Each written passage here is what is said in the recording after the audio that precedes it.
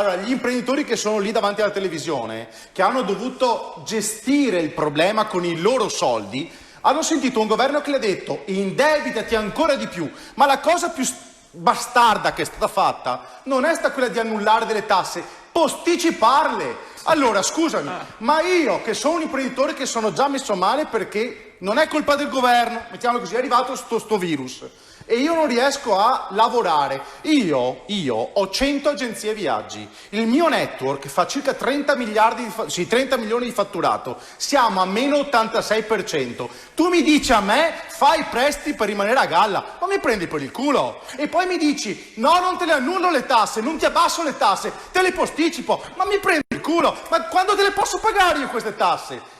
E questo sarebbero i dati aggiornati, sono stronzate aggiornate. Dai, non diciamo stronzate, dai. Cioè, è una presa per il culo. La gente che è a casa, lei capisce queste cose. I politici che vogliono fare politica finta, becera, bastarda, ti dicono ma noi abbiamo prestato soldi. Ma cosa abbiamo prestato soldi? Ma vergognatevi. È un governo questo, ma dai, vergognatevi. È stata data la possibilità di mettere in cassa integrazione anche per le società che avevano 1 o 2 dipendenti. Per esempio, tu non le potevi pagare?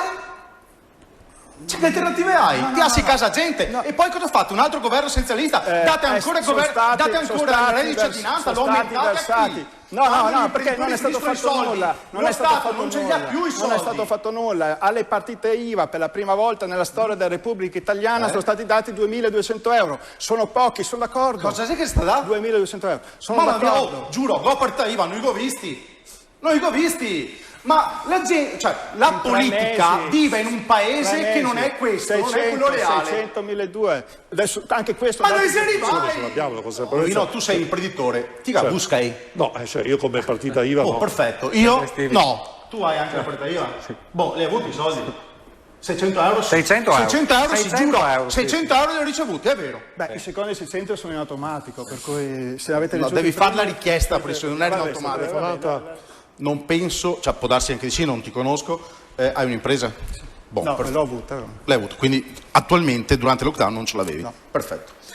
Allora, ti do una voce da imprenditore. Gli imprenditori non ne può fregare di meno degli aiuti di Stato. Io personalmente, toglimi le tasse, mi arrangio con i miei soldi. Io mi rimetto in sesto, mi rimetto a posto l'azienda con i miei soldi, non voglio niente da te, ma in questo momento non puoi chiedermi niente. Perché se io, che sono uno dei 5 milioni di partita IVA, smetto di pagare le tasse, smetto di pagare i dipendenti, smetto di pagare gli affitti, scusate, ma va a puttane la nazione. Perché i 5 milioni di partite IVA sono quelli che muovono l'economia nazionale. Ma c'è stato un...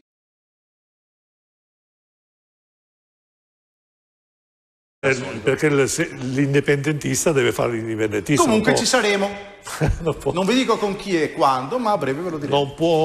Non può fare, diciamo, la stampella di Zaia, cioè, altrimenti fa lo stesso gioco, diciamo, di Fratelli d'Italia, che finge di fare l'opposizione. Esatto. Quindi noi ci saremo. Almeno parliamo sempre di supposizioni, ovviamente. Gli indipendentisti ci saranno. Bene, allora, benissimo, allora noi...